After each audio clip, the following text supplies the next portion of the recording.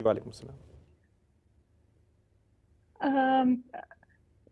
انا للہ و انا الیہ راجعون کی اصل روح کیا ہے؟ اب اکثر ایسا ہوتا ہے کہ جیسے واٹس ایپ گروپس ہیں جس میں بہت زیادہ ممبرز ہوتے ہیں، اس میں اگر کسی کی وفات کی نوٹیفیکیشن آ جائے تو کیونکہ ہم نے اس کو کسی کی وفات سے ہی ریلیٹ کر لیا ہے، تو اتنی زیادہ انا للہ لکھنا کہ میسیجز آنا شروع ہو جاتے ہیں کہ انسان مشکل میں پڑ جاتا ہے۔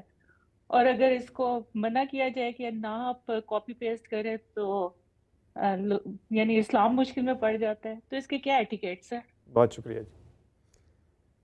انا للہ و انا الیہ راجعون یہ قرآن مجید کی آیت کا حصہ ہے، اور جس جگہ آیا ہے وہاں اللہ تعالیٰ نے یہ فرمایا ہے کہ اذا اصابتکم مصیبہ قالوا انا للہ و انا الیہ راجعون، یعنی جب کوئی تکلیف آتی ہے، مصیبت آتی ہے، اللہ تعالیٰ کسی آزمائش میں مبتلا کر دیتے ہیں، تو اللہ کے بندے اس موقع پر بے اختیار یہ کہہ اٹھتے ہیں کہ یہ مصیبت آئی ہے، یہ تکلیف آئی ہے تو اللہ تعالیٰ ہمیں صبر عطا کرے، اس لیے کہ ہم اللہ ہی کے ہیں اور ہمیں ایک دن اللہ ہی کی طرف لوٹ جانا ہے۔ انا للہ، ہم اللہ ہی کے ہیں، و انا الیہ راجعون، اور ایک دن اسی کی طرف لوٹ جانا ہے۔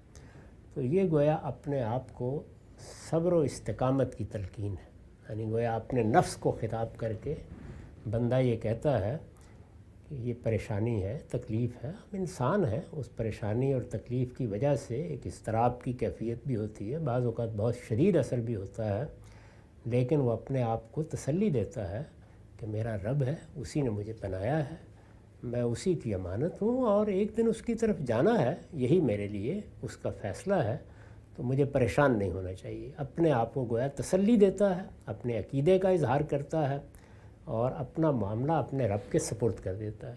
تو یہ اس کا مطلب ہے۔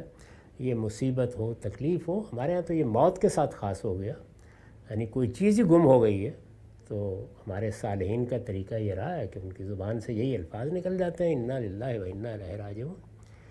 تو اس کو صرف موت کے ساتھ خاص نہیں سمجھنا چاہیے۔ مطلب میں نے واضح کر دیا۔ اب رہ گئی یہ بات کہ لوگ کیا کرتے ہیں، تو یہ اصل میں ان جدید آلات کے مسائل ہیں۔ اس میں کوشش یہی کرنی چاہیے کہ آپ دوسروں کے لیے زحمت کا باعث نہ بن جائیں۔ جو چیز بھی آپ کر رہے ہیں اس میں یہ دیکھیں کہ آپ کا میسیج جا رہا ہے، یا آپ کوئی پیغام بھیج رہے ہیں، یا آپ کہیں کوئی تبصرہ کر رہے ہیں، تو اس میں ان آداب کا خیال رکھیں جو دوسروں کے لیے تکلیف کا باعث بن جائے۔ تو یہ ایک اور چیز ہے، اس کا انا للہ و انا الیہ راجعون سے تعلق نہیں۔ کوئی اور بات لوگوں کو سوجھ گئی تو وہ اسی طرح سے بھیجنا شروع کر دیں گے۔ ان آداب کی لوگوں کو تلقین کرنی چاہیے۔ ٹھیک ہے سر۔